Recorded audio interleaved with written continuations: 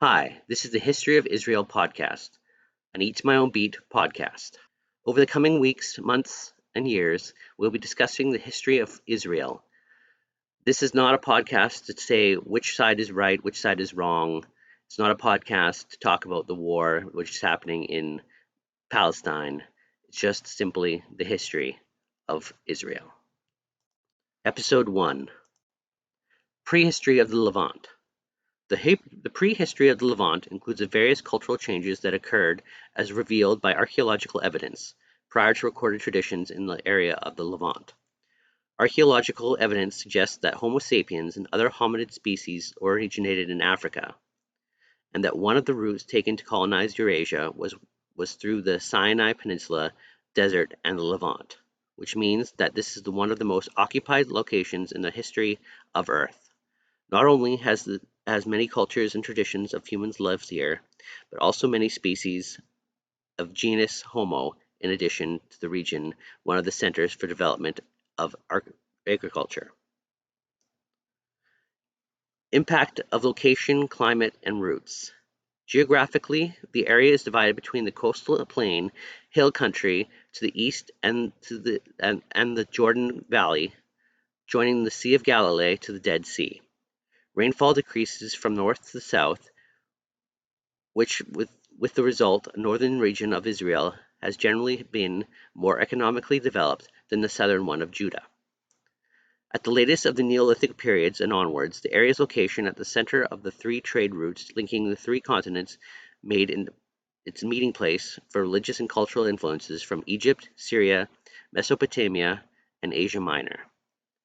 A coastal route, the Via Maris, connecting Gaza and Philistine coast north to Joppa and Megiddo, traveling north through Byblos to Phoenicia and Anatolia.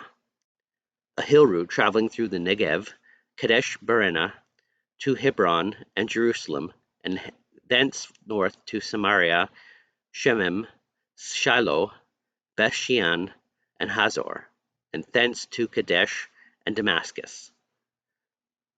The King's Highway traveling north from Eilat, east of Jordan through Amman to Damascus, and connect the Frankincense Road north from Yemen and South Arabia. The area seems to be suffered from the acute periods of desiccation and reduced rainfall, which has influenced the relative importance of settled versus nomadic ways of living.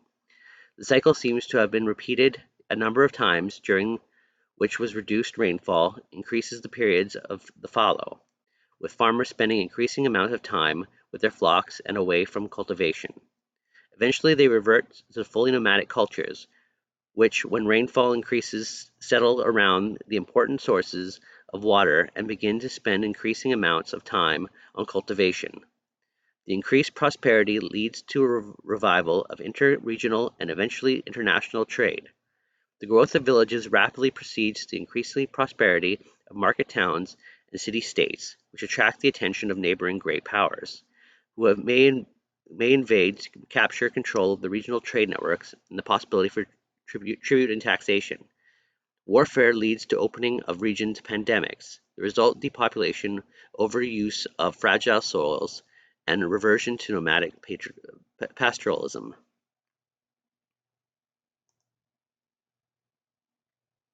This has been the History of Israel podcast. Check back every Wednesday for new episodes. We're available on Apple, iTunes, Google Podcasts, as well as Spotify. We also have each episode streaming on YouTube. Like, subscribe, comment, and share. We're available on eatmyownbeat.com, as well as the History of Israel podcast on Facebook.